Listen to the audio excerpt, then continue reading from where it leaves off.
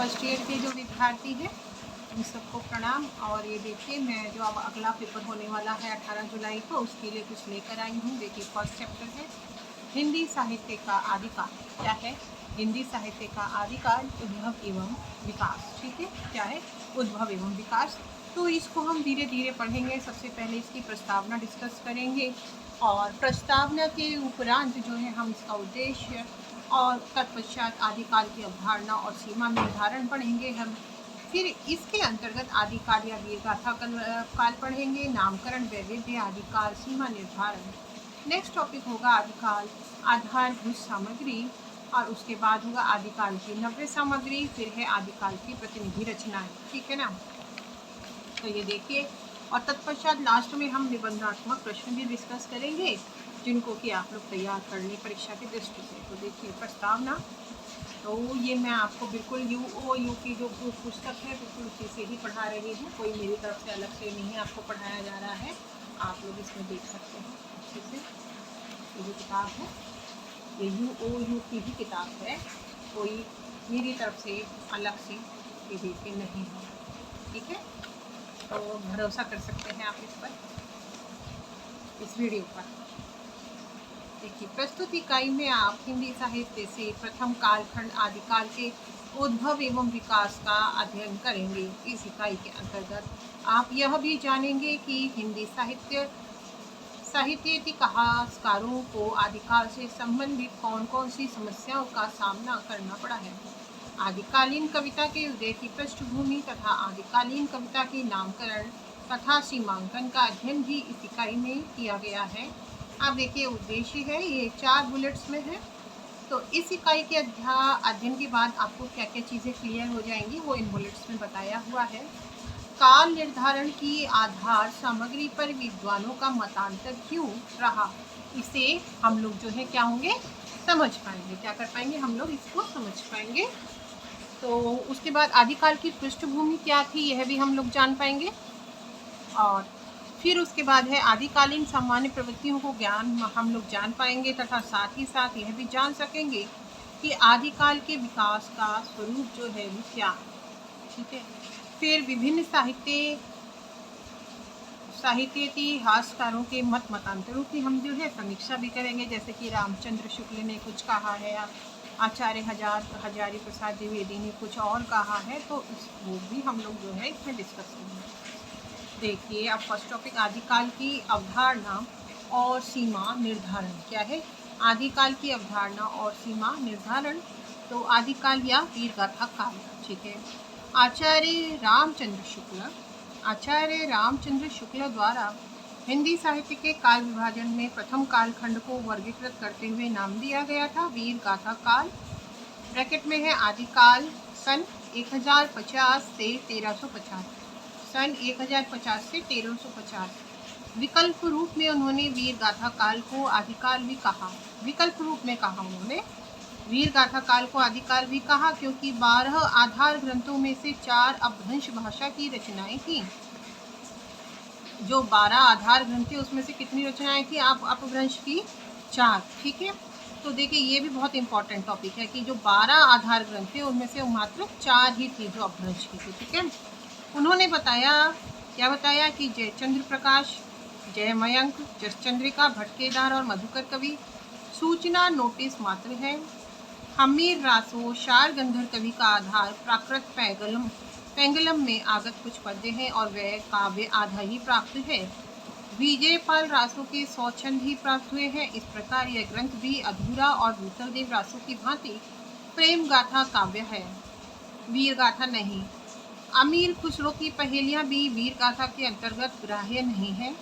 पृथ्वीराज रासो की प्रामाणिकता जितनी संदिग्ध है उतनी ही परमाल रासो की, क्योंकि वह लोक श्रुत काव्य आल्हा है। मूल पाठ का निर्धारण तो असंभव है। आचार्य शुक्ल के पास जो अन्य सामग्री स्तोत्र उपलब्ध होते हैं वे उन्होंने धार्मिक सांप्रदायिक मूलक बताए थे, पर परवर्ती शोध कार्यों से यह विदित है कि धार्मिक और संप्रदाय मूलक ग्रंथ साहित्यिक उदारता से शून्य नहीं थे। तभी आचार्य हजारी प्रसाद द्विवेदी ने कहा, धार्मिक प्रेरणा या आध्यात्मिक उपदेश होना काव्य का बाधक नहीं समझा जाना चाहिए। अन्यथा हमें रामायण, महाभारत, भागवत एवं हिंदी के रामचरितमानस, सुख सागर आदि साहित्यिक सौंदर्य सम्मिलित अनुपम ग्रंथ रत्नों को भी साहित्य की परिधि से बाहर रखना पड़ जाएगा। हिंदी साहित्य का आदिकाल, प्रथम व्याख्यान, पृष्ठ 49। साहित्य का इतिहास न तो इतिहास के वृत्ति प्रस्तुति का निरूपण है और न ही प्रशस्ति मूलक संवेदना।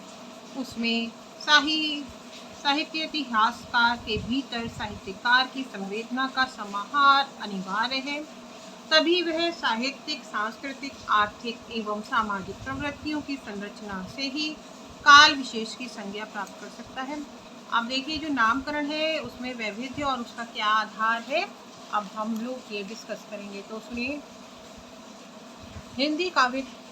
हिंदी साहित्य के इस आदिकाल विकल्प की उपेक्षा करते हुए रामचंद्र शुक्ल ने पूर्ववर्ती मिश्र बंधु विनोद ने उसे प्रारंभिक काल, महावीर प्रसाद द्विवेदी ने उसे बीजकपन काल, राम कुमार वर्मा ने उसे संधि काल एवं चारण काल, विश्वनाथ प्रसाद मिश्र ने वीर काल एवं बच्चन सिंह ने अपभ्रंश काल का नाम दिया है।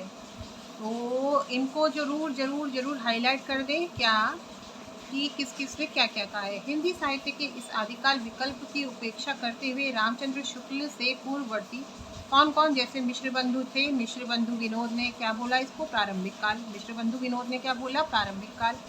और जो महावीर प्रसाद द्विवेदी हुए उन्होंने क्या कहा, बीजकपन काल, क्या कहा, बीजकपन काल। फिर हो गए राम कुमार वर्मा, इन्होंने कहा संधि काल एवं चारण काल। राम कुमार वर्मा ने कहा संधि काल और चारण काल। विश्वनाथ प्रसाद मिश्र ने वीर काल, और बच्चन सिंह ने, एकमात्र बच्चन सिंह है जिन्होंने इसे अपभ्रंश काल कहा है। तो ये आप जो है याद रखेंगे, ठीक है। अ से अमिताभ बच्चन और अ से अपभ्रंश काल, तो बच्चन सिंह ने इसे अपभ्रंश काल कहा है। काल विभाजन और नामकरण प्रवृत्ति परक होता है, यह आप समझ चुके हैं, पर यह भी समझना उचित होगा कि ये दोनों प्रश्न अलग नहीं है, मूलतः एक ही है। जिस प्रकार रचना की प्रवृत्ति काल विभाजन का आधार है, उसी प्रकार वह नामकरण का भी महत्वपूर्ण आधार है। नामकरण की निर्मिति में तद्विषक रचना कृतियों की बहुलता है और उन रचनाओं में प्रवृत्ति मूलक प्रतिशत निकालकर कालखंड विशेष का नामकरण किया गया है। परिवर्ती हिंदी साहित्य इतिहासकारों में सभी एक मत से स्वीकार करते हैं कि आचार्य रामचंद्र शुक्ल का हिंदी साहित्य का इतिहास सर्वमान्य है। ठीक है, कुछ मूल प्रश्नों को छोड़कर शेष संपूर्ण ढांचा लगभग सर्वमान्य है। अब है कि जो आदिकाल है उसका आप सीमा निर्धारण कैसे करेंगे।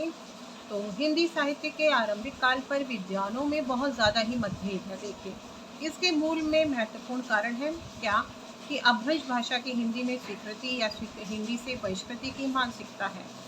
पूर्व खंड के अध्ययन के बाद ये तो आप जान ही गए हैं कि संपूर्ण भारतीय वाङ्मय में अपभ्रंश भाषा प्रचलित थी। उसमें कौन से परिवर्तनकारी बिंब कब आरंभ हुए, इसको सहज रूप में कह पाना संभव नहीं है, किंतु यह तो स्पष्ट ही है कि हिंदी भाषा में ये परिवर्तन सहज ही उभरते हैं। वास्तव में अपभ्रंश भाषा जब परिनिष्ठित और साहित्यिक भाषा के रूप में विकसित हुई, तब तक वह जनभाषा से दूर हो गई और उस अपभ्रंश से इतर जनभाषा से ही हिंदी का विकास होता है। उस समय यह अपभ्रंश ही एक नई भाषा या पुरानी हिंदी के रूप में विकसित हो रही थी। हिंदी के आरंभिक रूप का परिचय बौद्ध तांत्रिकों की रचनाओं में मिलता है। तभी गुलेरी ने लिखा है, अपभ्रंश या प्राकृतभास हिंदी के पद्यों का सबसे पुराना पता तांत्रिकों और योग मार्गी बौद्धों की सांप्रदायिक रचनाओं के भीतर विक्रम की 7वीं शताब्दी के अंतिम चरण में लगता है। तो ये गुलेरी जी का जो ये कथन है, इसको जरूर से जरूर नोट डाउन कर ले और याद कर ले। अब जो हमारे जॉर्ज ग्रियर्सन जी हैं, ये आदिकाल को चारण काल कहते हैं और इसका आरंभ 643 ईस्वी से मानते हैं, जबकि चारण काव्य परंपरा का विकास तब नहीं हुआ था, क्योंकि वह कालखंड नाथों सिद्धों का सर्जन काल था। चारण काल एवं साहित्य का आविर्भाव 10वीं शताब्दी के बाद होता है, इसलिए ग्रियर्सन के विचार त्याज्य है। मिश्र बंधुओं ने आदिकाल का नामकरण करते हुए प्रवृत्ति का कोई स्पष्ट उल्लेख नहीं किया है। डॉक्टर राम कुमार वर्मा इस कालखंड को संधि काल और चारण काल कहा। ठीक है, तो आप देखिए अभ्यास प्रश्न क्या है, वीर गाथा काल नामकरण क्यों अस्वीकार है। आदिकाल के विकल्प का चयन क्यों आवश्यक समझा गया? अब देखिए, आदिकाल की आधारभूत जो सामग्री है उसके विषय में हम लोग देख लेते हैं। तो आदिकाल की नव्य सामग्री, अभी तक के अध्ययन के बाद आप यह भली भांति जान चुके हैं कि आचार्य रामचंद्र शुक्ल द्वारा आदिकाल के लिए गृहीत 12 पुस्तकों की विजय सारणी दीर्घकाल के नाम की सार्थकता सिद्ध नहीं कर पाती। कुछ मात्र नोटिस या सूचना मात्र थी, कुछ वीर गाथात्मक प्रवृत्ति मूलक नहीं थी, कुछ अपूर्ण और प्रेम परक थी। समझ गए? तो फिर कैसे आप वीर गाथा काल कह सकते हो जब इसमें प्रेम परक रचनाएं भी हैं, कुछ अपूर्ण हैं, ठीक है, और कुछ में वीर गाथा से संबंधित प्रवृत्ति नहीं थी, ठीक है ना। तो वीर गाथा काल को इसको कहना गलत है। अतः विकल्प के रूप में आदिकाल को ही आचार्य हजारी प्रसाद द्विवेदी ने समर्थन दिया है। इस प्रकार आदिकाल नामकरण के निर्धारण में आधारभूत सामग्री निम्नलिखित है। क्या क्या है ये देखिए, 15 है पूरी। इनको अच्छे से आप लोग जो है देख लें और याद कर लें। तो स्वयंभू रचित है एक तो पौमचरित, पद्मचरित या रामचरित, ठीक है, नृत्य नेमी चरियु, अरिष्ट नेमी चरित, ये दोनों रचनाएं किसकी है? स्वयंभू की। पुष्पदंत ने क्या लिखा है? पाय कुमार चरियु, नाग कुमार रचित है ये, ठीक है। अब हरिभद्र सूरी रेणी नाम चरियु नेमिनाथ रचित। धनपाल ने क्या कहा है इसको? भविष्यत कथा करकंड चरियु और जसहर चरियु। जो इंदु परमात्मा प्रकाश, राम सिंह पाहुड़ दोहा, सरहपा दोहा कोश, ठीक है। और आधमान संदेश शासक, हेमचंद्र प्राकृत व्याकरण दोहा काव्य, दलपति विजय बीसल देव रासो, चंद बरदाई पृथ्वीराज रासो, कुशल शर्मा ढोला मारूरा दोहा लोक काव्य, अज्ञात बसंत विलास फागुन, विद्यापति कीर्तिलता कीर्ति पताका और अमित खुसरो की पहेलियाँ, ठीक है।